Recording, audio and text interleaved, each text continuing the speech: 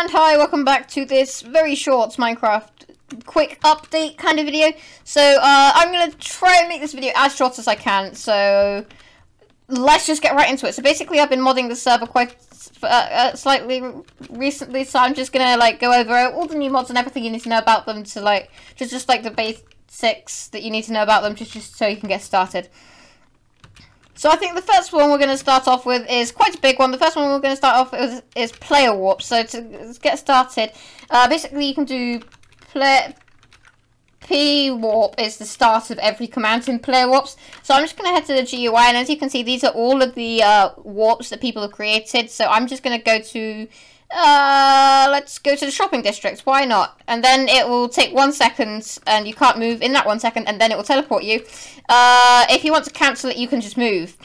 Please note that player warps cost 1 diamond to create, and that each player can create up to a maximum of 5 player warps.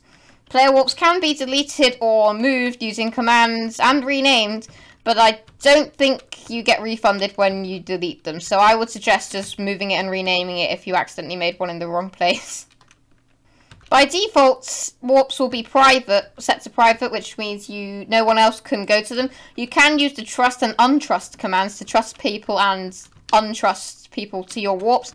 People with commands can make warps public, therefore I have made a public warp for spawn and for the industrial district, just for ease of access for players that don't necessarily have the right gear required to go into the Nether. I mean, technically you can just go into the Nether with no gear, but it's dangerous. Or for people who just don't know the way around the server. A shortcut you can do is actually /PWG to get to the GUI, and I will teleport to my base, because why not?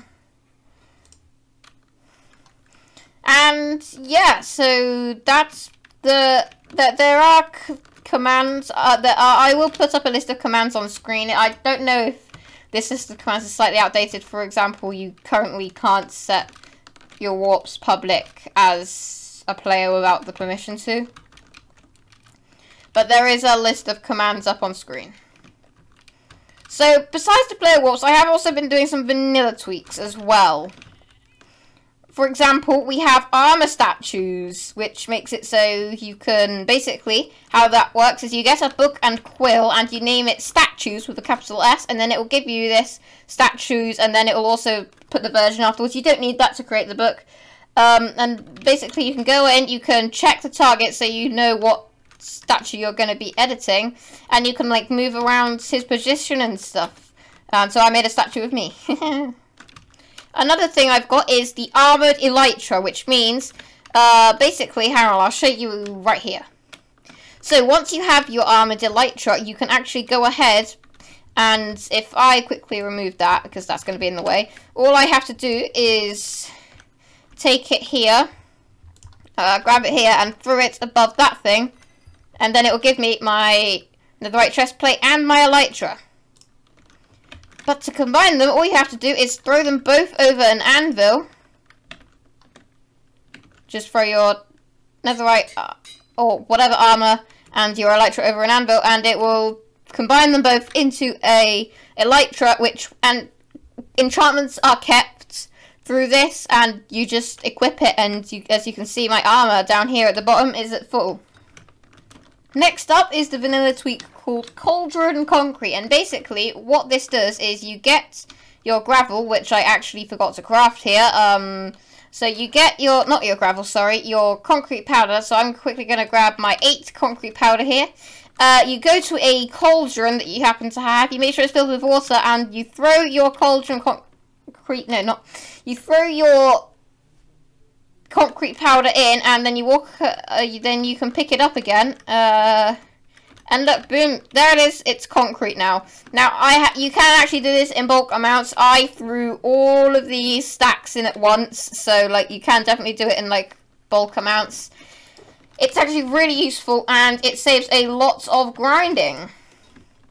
Okay, so the next one is Nether Portal Coords. It's another vanilla tweak. Basically, what you do is you do /trigger any, also any of the vanilla tweaks commands will always start with /trigger.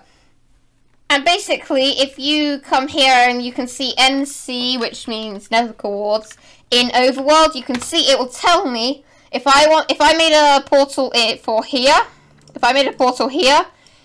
then it would come out to these coordinates in the Nether.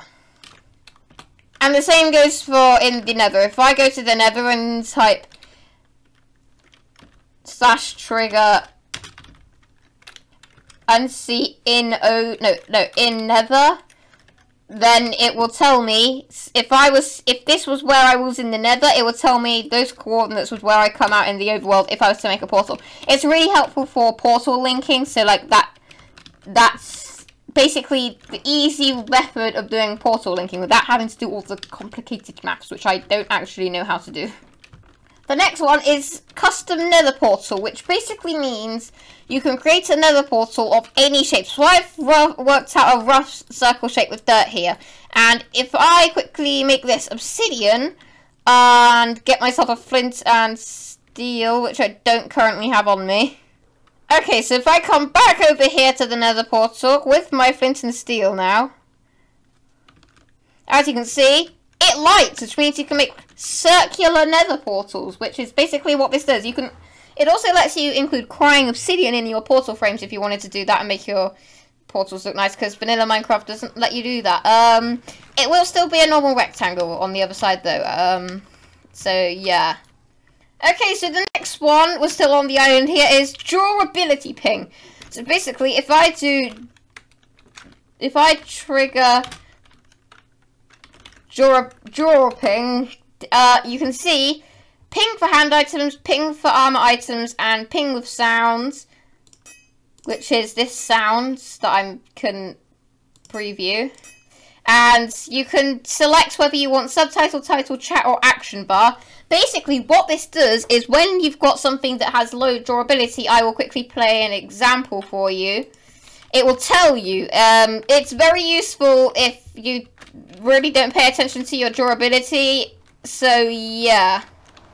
It does make it really useful. Okay, so the final one for today is another vanilla tweak called Classic Fishing Loot. And basically, it's really cool because what it allows you to do is use the AFK fish farm. Now, recently, or well, I don't know if it was recently, but Mojang actually removed AFK fish farms giving you really OP loot. It used to give you like mending books and stuff like that. But nowadays, in vanilla Minecraft, it only gives you fish. So you can't get really OP loot from those AFK fish farms.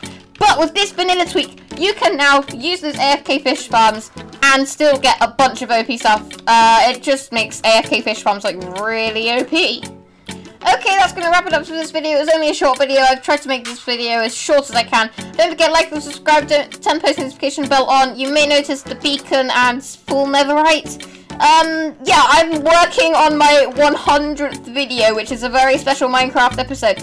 So don't forget, like and subscribe, turn the post notification bell on. And goodbye and bye.